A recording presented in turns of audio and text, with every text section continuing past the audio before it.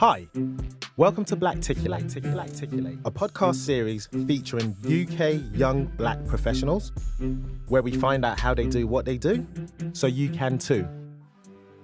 Or not. After all, it is your life.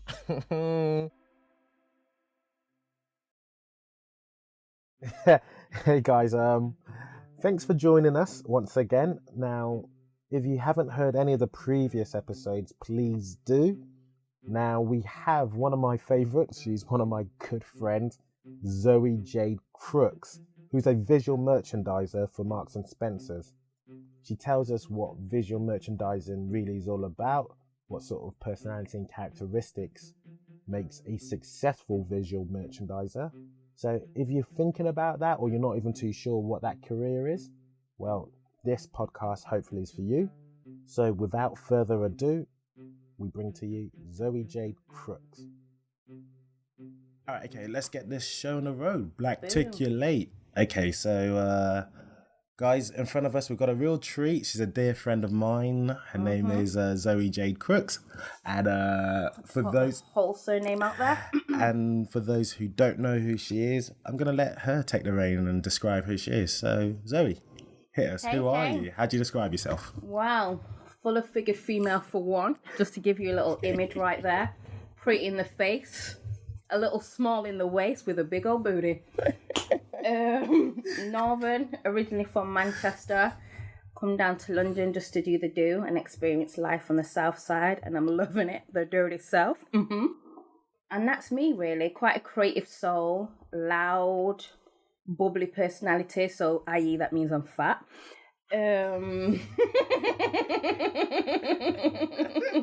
But fat in all the wrong places. Right places.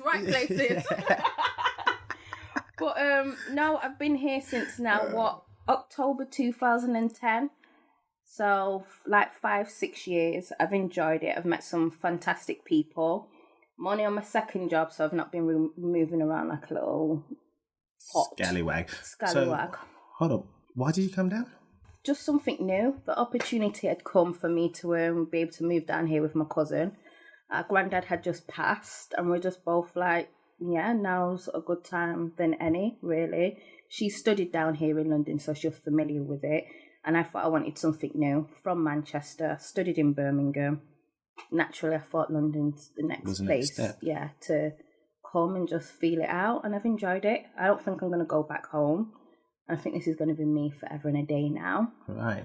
But when you say feel it out, what do you mean? As in, was there just the city, or was there like a particular profession you were trying to get into? For being a creative soul and enjoying fashion, I was always told London had to be the place to go. I rebelled. And I thought, oh, well, if I'm good at whatever it is that I want to do, I'll be noticed wherever I am. And I was being a little bit ignorant as well, because my dad's been in London for however many years, and it doesn't seem to me, I didn't feel it was successful. So I thought, why do I need to go down to London and struggle like him? So it was a little ignorant on my part as well. But Manchester didn't feel the same after I'd studied at Birmingham. So I was there for about a year, and I thought, yeah, I'm ready to take London and just start a new adventure with my cousin. And it's been adventure after adventure since then. Okay.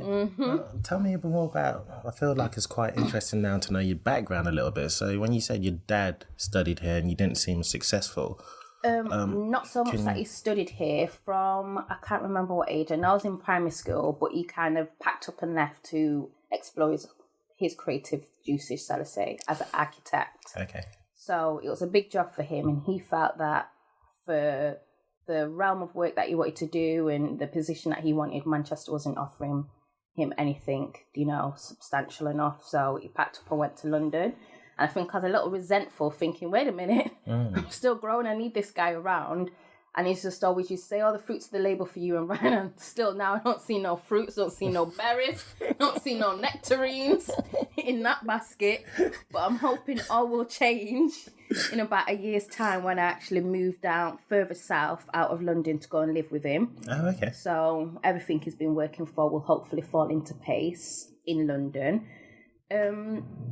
And yeah, so he used to work at a brewery in Manchester, and I think he was just a bit frustrated that he didn't have the job role that he really wanted. And I just think he felt more opportunities were in London, which I now agree. I think the older I got and the more experienced I got, I could understand his thought process. But being the young child I was at that time, I just thought, well, my dad got off and left me with my mum and my brother, which I enjoyed. I don't fault them.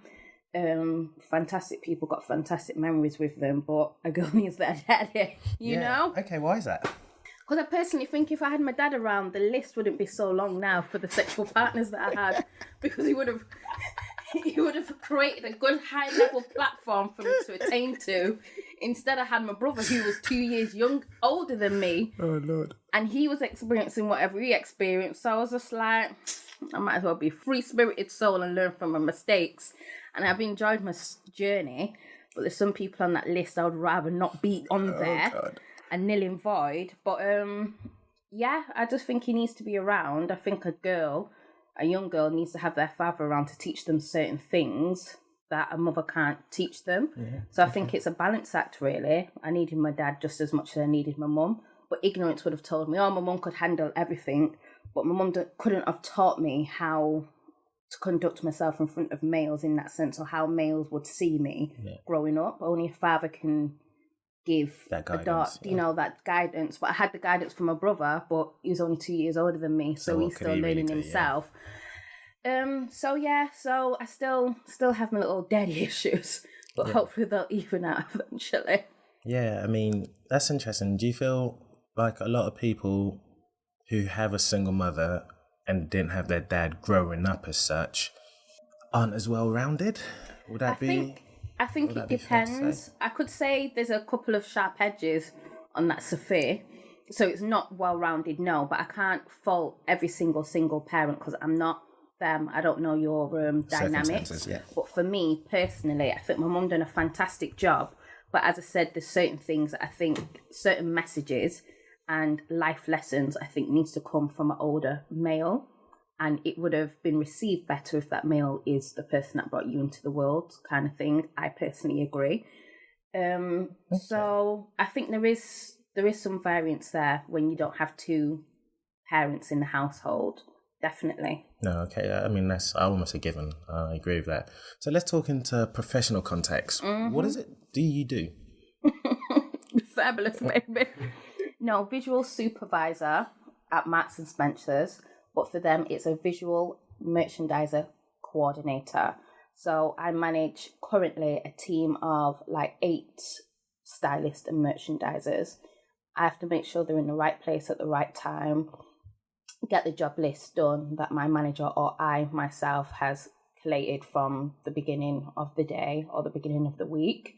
So it can range from styling mannequins, sellouts. A sellout is a product that's only got 1 or 2 left on the floor. If it's on a mannequin or it's in a strong viewpoint that a customer can see as soon as they come into the store, I need to move that. So we've always put a piece of product that's got its most full size variant. So it's all just about money. Yeah. So you can imagine at the beginning of one morning, you might have 12 items. By lunchtime, there's only 6. I need to move that. So it's always just keeping on your toes and always putting M&S visually, at the forefront, making sure it always looks bang on all the time. So it's very draining. My foot is swollen by the end of the week with how much mileage that I'm doing, walking up and down. It is fun, but it's also very stressful because I currently work at the trial store. It's now one of the biggest stores in London, but due to our location, we're quite close to head office. So we get a number of visits a week. Right. They trial out loads of different things in our store, so you need to be very open and receptive to change, gotcha. Which sometimes is frustrating because you've just implemented something half an hour ago. Then the CEO comes with the fashion director, with the editor. Oh, well, can we just try it this way? And you're just thinking, you're really kidding me. Yeah. I've just done it half an hour ago and it's my lunch break, God. But you want it done in 10 minutes and I'm hungry. And I've got breath that smells like a dog's bottom because I've been that hungry. The last time I was like 6 o'clock in the morning. Oh, God. So it is a bit trialing, but I think after the experiences I've experienced in M&S, I'm set for anywhere now. Amazing. So that route, though, talk to me how you got yourself into M&S. Well, I think personally it's just character and leadership skills. I hadn't had any prior visual merchandising experience where that was my title or it was on a contract. I've always just had that interest in it. So in any retail experience I've had, I've always shown interest in either wanting to dress the mannequins or give customers advice on style. And I think it's just been picked up from there, really. I think one of the best opportunities I've been given is Paul Smith. I think only a couple of months into me working there, I think Christina Perucci, if that's how I pronounce it, if I pronounced it right, girl, sorry, I think noticed that I could handle the mannequin with confidence. I was just like, oh, do you always want to make sure that we're looking good in ladies' wear? If a customer needs this or that, can I kind of leave you responsible? And I was like, yeah, that's cool. So I think from there, they made me the ladies' wear representative for merchandising, which was really good. I enjoyed that. I always knew what were the best sellers, how much stock we had in, size range, if it was going to be a bestseller as soon as it came in. Like, I was on point with it. Occasionally I was a bit lazy with the service, but in regards to the product, I always knew what I was doing. And I think from there, when I applied for Marks and Spencer's, the kind of seen that strong confidence, leadership skills, knowledge of the product, and gave me that supervising opportunity. So M&S is actually the first role where I've solely done visual merchandising. There's no sales in that sense involved. I'm not on the till. I don't have a target that I have to attain. My target is always making sure the shop floor looks standard, perfect.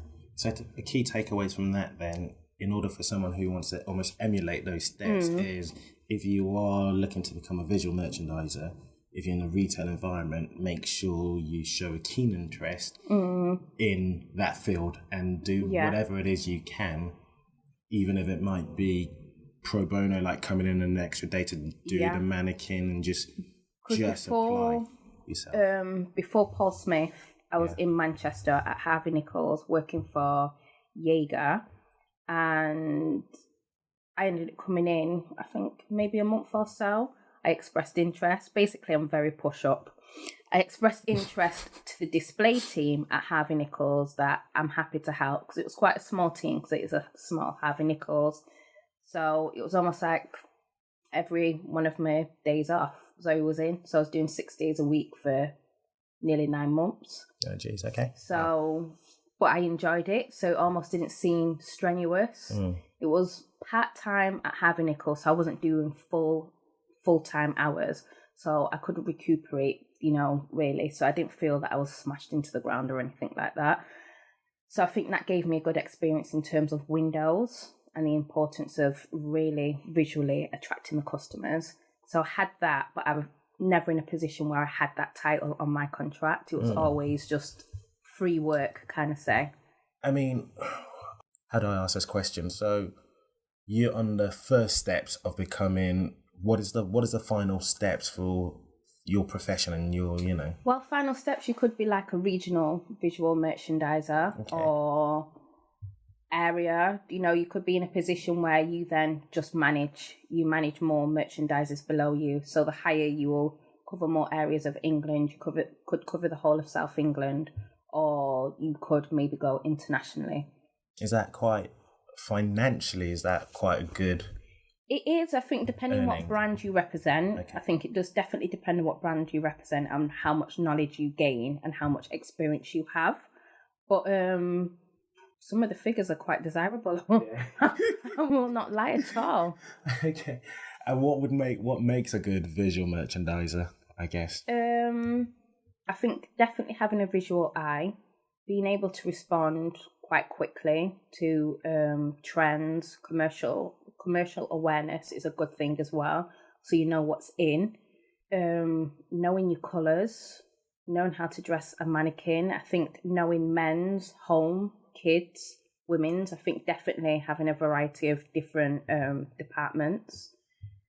I think just building as much knowledge as possible. I think when I first expressed an interest in visual merchandising, there wasn't any courses or things as such like that. Now there's courses where you can go to college and go to uni and be experienced in visual merchandising, which kind of to me just kicked me in my ass, because I thought, while I'm here trying to learn on the job, which I think is the best experience, I think so. You've got graduates, learning that course and then kind of getting work experience at some high-end places and then just getting the job role by default. Right. I'm just like, wait a minute. You're not knowing how to maybe multitask and dealing with customers asking you for something while you've got a mannequin arm in your hand. You're trying to react quickly to something the manager's asked you to do. You've only got 2 hours left. You haven't even had your half an hour lunch break. Yeah.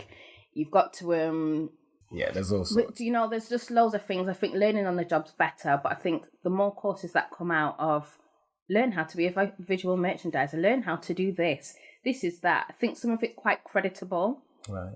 Because it's all about psychologically having a customer come in to your store and spending money.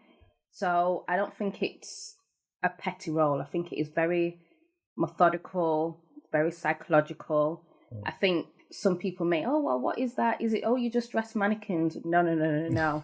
There's almost an art to it because I'm trying to psychologically make that customer that's come in for a pair of socks leave with a pair of shoes, a handbag, a skirt, a belt. Yeah. That can all Upsells. be done through visual stimulation. Yeah. So it's almost communicating with a customer without saying anything at all. I think that's an art form that everybody can do that. But, okay, so... I mean, guys, you probably already listened to Zoe and you know she's pretty much quite confident. In fact, hands down, you're one of the most confident people I know. But has that always been the case? Oh, God, no. There was a time I was very fluffy and nobody loved me. If we want to talk about it, I'm joking. No, there wasn't. And I just think, of course I can. Have you got enough videotape or recording tape? For sure. There was... I think when I was born, I was beautiful as the apple of my mother's and father's eye. Yes, I have an older brother, but when I came, I just stole the show. So I was quite cute when I was younger. Little dainty little thing, very scornful, didn't like dirt, was very cute, big eyes and like lips like a little polo. When Zoe got introduced to hardo bread and such fattening things from my father, because my father didn't really have much knowledge of nutritional meals to make for his children. So we had McDonald's, we had Pepsi, we had all the name brand cereals you could think of, we had sugary donuts, we had deep fried food while we sat down and watched The Simpsons. My dad will not own up to any of this stuff and he believes I'm just a big girl because of my mother's genes, although when he met my mum she was a size 8. But, you know, there's always blame being shifted. So I think when I got into primary school, like year 1 or year 2, Zoe fluffed up. Zoe was fluffy, very fluffy, and I wasn't people's first option. So I think from there I always knew I had to, you know, it was personality for me. I knew I was thick. There was one point where I was bigger than my mum, and I was like, this ain't supposed to be right. I was just like, how am I wearing sizes bigger than my mum? I was just like, no. And there was name calling, but I could hold my own. I would never say I was a victim or anything like that. I think it's just all experience of being in primary school and whatever. But obviously being a fluffy girl, oh, you're fat. Oh, you're there. Oh, no. Oh, and I was like, okay, yeah, cool. Oh, yeah. So I became quite aggressive. So sometimes I could verbally tear the back of you from a young age, and sometimes I just used to punch you in your face. Right, oh shit. Done the story. So not only that was I chubby, I was quite masculine as well. I had an older brother that used to like to ramp with me, so I didn't see no problem in just punching someone if they were getting on my nerves. That's how I dealt with things. Right. All the way into high school as well. And I'm very family orientated, and I've got 2 cousins, male cousins, that used to do rugby going into like primary school into high school, and just to spend time with them I used to participate in rugby as well. So I've got a big butch looking self, quite aggressive because I'm just ready to ramp and fight whenever the situation called for, and then I do rugby as well. So I'm all butch as hell, wanting to roll around in the grass with boys. There was no other girls on the team, but I didn't care because I just thought I'm with my cousins and I'm holding a vibe. But little did Zoe know, a couple of people in the rugby team were people Zoe were going to go to high school with. Okay. So when they recognised me in high school, they gave me names like, oh, Monster, oh, this, oh, that. And I thought, oh, no, that's cool. White people. Because none of the black people would be calling me Monster. Because, you know, to me, that was just what it is. So I think I learnt to make joke of my situation. I was big. So you dealt with it? Yeah, dealt with it through humour. That's a Crooks trait, i.e. my dad's side of the family. That's how we deal with some stuff. We just make joke of it. Sometimes it used to bother me. Sometimes I thought, oh God, I'm not desirable. But I found I was not desirable to people of my old age group because I was so much bigger than, and I don't mean like obese bigger. I think I came into womanhood quite quickly as well.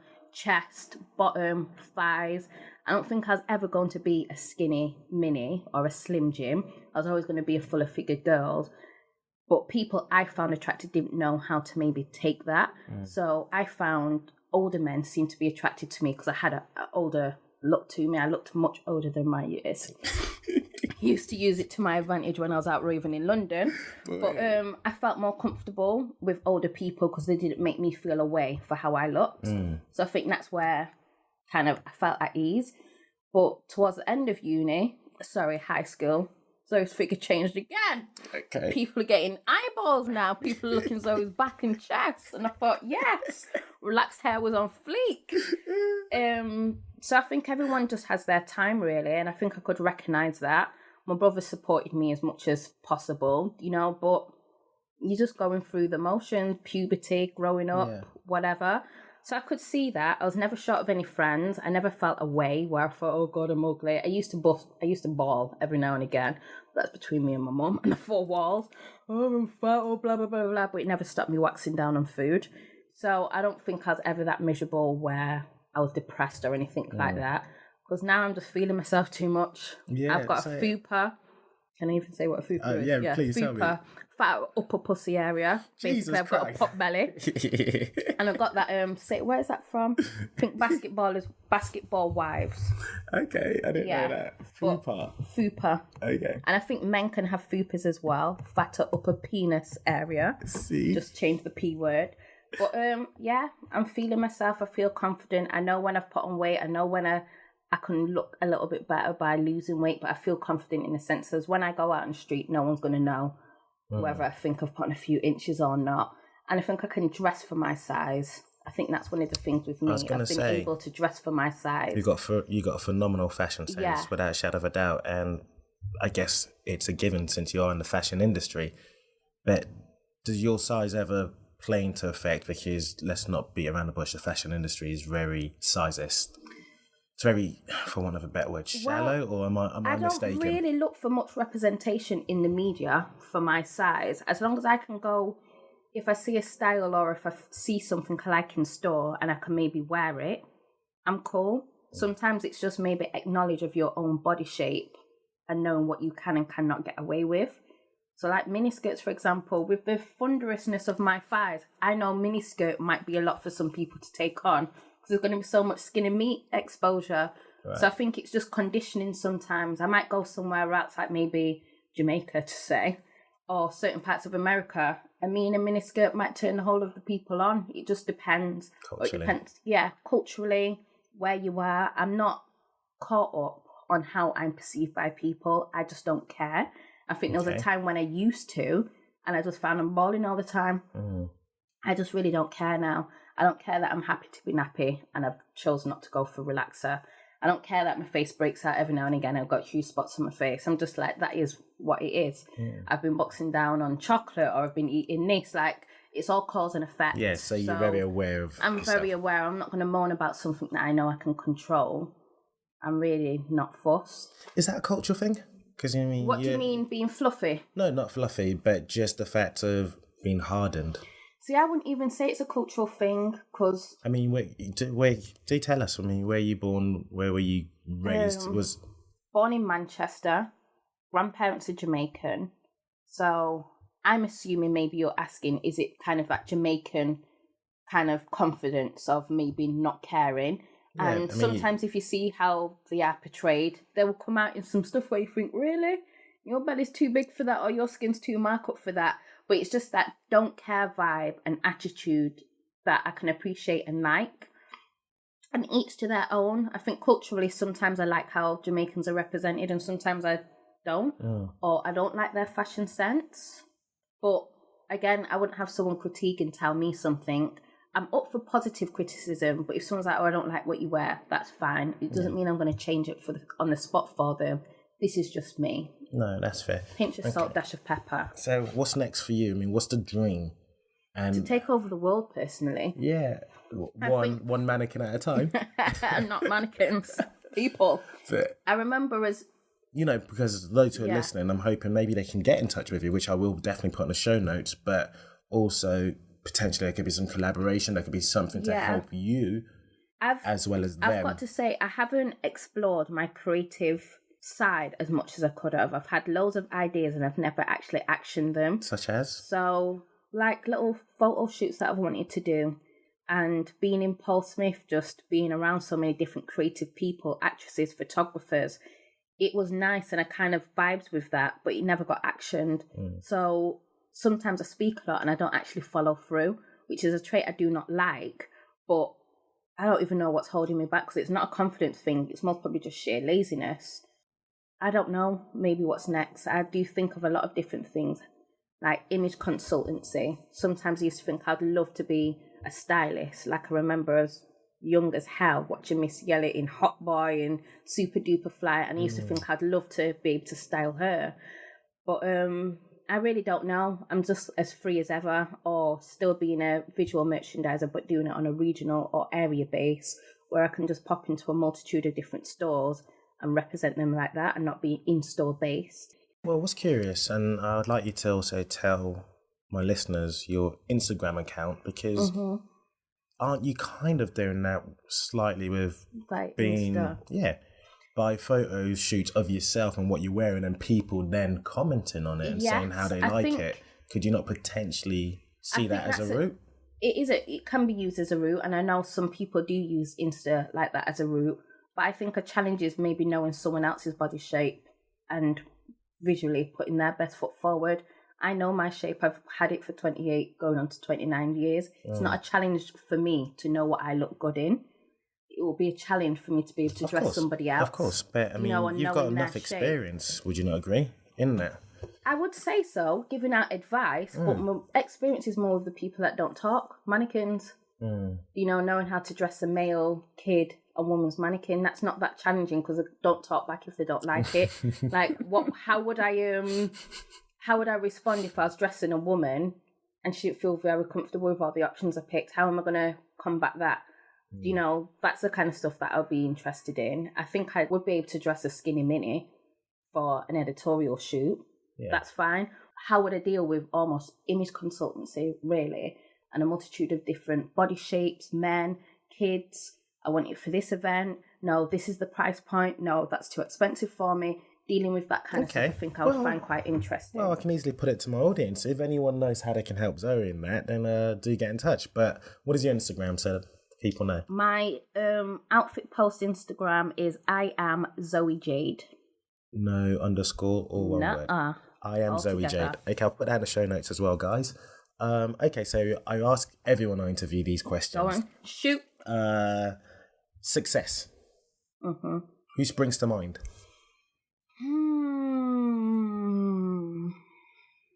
Oh. Do you know what? I'm not even going to go on the angle of maybe someone famous. I'm very for my own and culturally, so any kind of black representation that's doing positive, I gravitate to. Like, for example, I love Taraji P. Henderson, from Empire. Shout out to everyone that's watching Empire. If you're not, you're losing.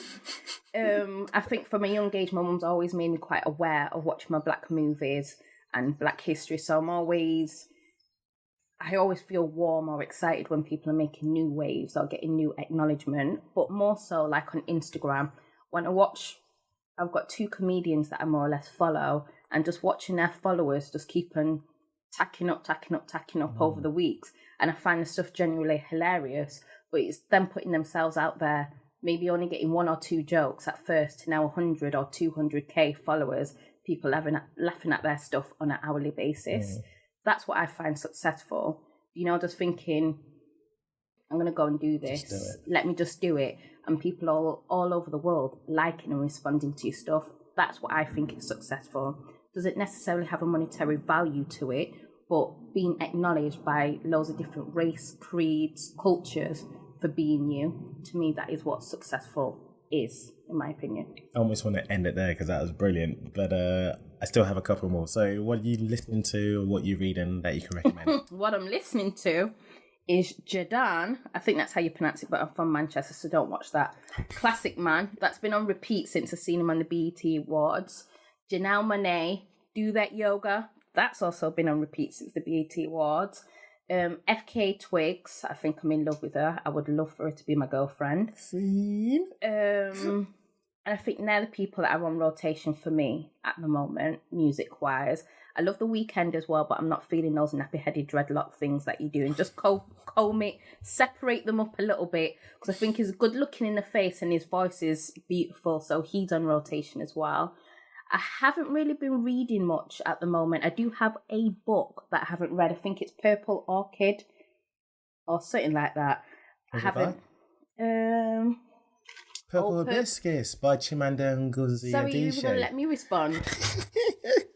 Sorry, just your jumped down my time. throat, but yes. Yeah, it's a good book. I'm I've read happy it. you pronounce it because I wouldn't have been able. I would have to spell out the name to you.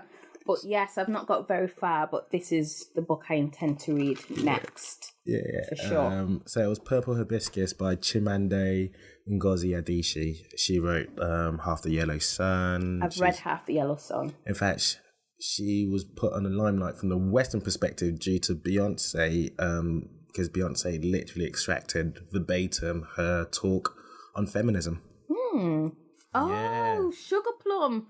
Is that her? Yeah. Oh, learn something new every day. Yeah. There you go. And last but not least, how would you like to be remembered professionally and personally? Personally, just being that loud, obnoxious female every now and again, you know, loving, very friend and family orientated. I would like to be remembered that way. And professionally, people person, maybe the girl that tried, maybe not hard enough, but the girl that tried and just enjoyed life, really. Okay. Well, Zoe, how can people get in touch if they want to get in touch with you? If any of you, like, do you have a Twitter handle? Is it Instagram? Well, or do you, or if you'd rather not saying you and you don't mind them getting in touch. No, I really don't mind people contacting me via DM and Insta. For the amount of bubbliness and outgoing people skills I've got, I'm very antisocial as well. When I'm ready to tap out, do not call my phone after a certain hour because you ain't going to get no answer. But Instagram, maybe have a look on my Insta. Not that I think you could maybe get a sense of who I am through a still image, but if you're feeling the vibe of my photographs and my style, maybe DM me and we can maybe take it from there, really. Okay, well, brilliant.